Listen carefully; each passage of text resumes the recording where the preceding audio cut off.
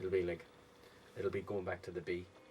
Yeah, I'm with you. After the This breakdown. is at the end. This is on the play. It'll be Yeah. It'll be going back to the B. You can maybe twice.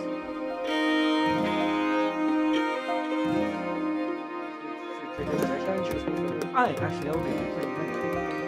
I mean, let's listen to it again. All the good compositions that I write are written in this exact same spot in the house, and they take no effort. It seems to be that they write me. I'm just like a lightning rod. I receive them when they come. On Night Ride, I'd just come back from a tour, and I'd arrived into Dublin on an 8-hour delayed Ryanair flight and missed all the way home. You know, it was the last bus had gone. There's no taxis, and eventually a friend came and rescued me. But there was a huge squall had come in from the Atlantic, and we were diverted all the way around Dunleer and Drogheda and Dundalk, and it's just like one of those nights when you think, why me? But you know, the call of home is a very powerful force of nature. And when I eventually got home the next morning, I stand in my kitchen and that tune just dropped out of the blue sky.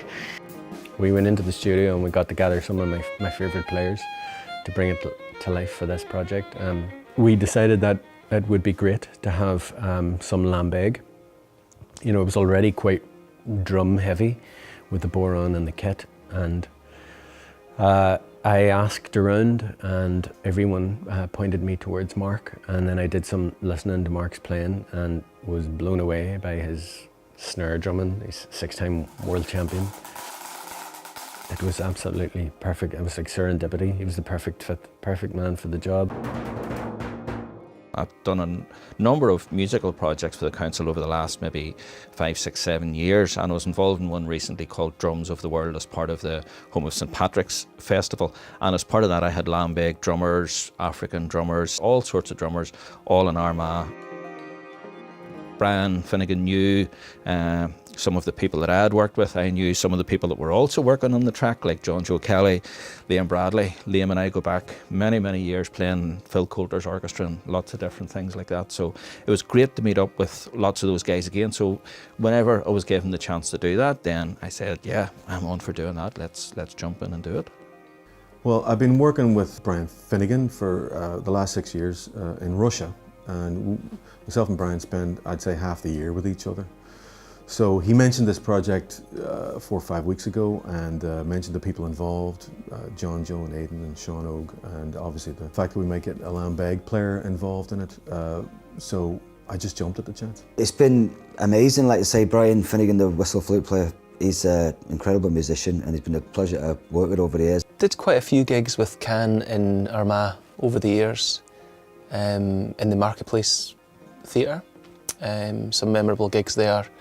Got to know all the good coffee spots, and then at the William Kennedy Piping Festival, did a few gigs there as well. So yeah, it's a good, vibrant city for music, definitely. We recorded over in Sean Og Graham's studio, and Sean Og had just been playing with me in another project with Ed Sheeran, which was a whole lot of fun and a bit of a wild ride.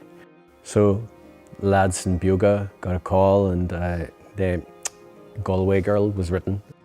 For any young musician who's just dipping their toes in music, trust your dreams and follow your instinct in music, because that's enough. It's enough, and you too could end up on stage in the O3 Arena with 13,000 screaming teenage girls. It was quite something. Music, it's such a powerful communicator. It's a conversation that we're all having, you know. It's a conversation that it's a shame that more people don't have, because then you realise that just how much you have in common with each other as human beings when you stop, when you let go of old words and old feelings, and you just have that conversation. So it was just lovely, and a whole lot of fun. The pipe band musician working with trad musicians, working with orchestral musicians, you learn so much from what all these guys are doing. Making the Night Ride Armagh track has just been so much fun. A track with such energy and great vibes to it. You know, how can you not like doing that? It was very easy. to bring Night Ride to Armagh back to life again with that group of players.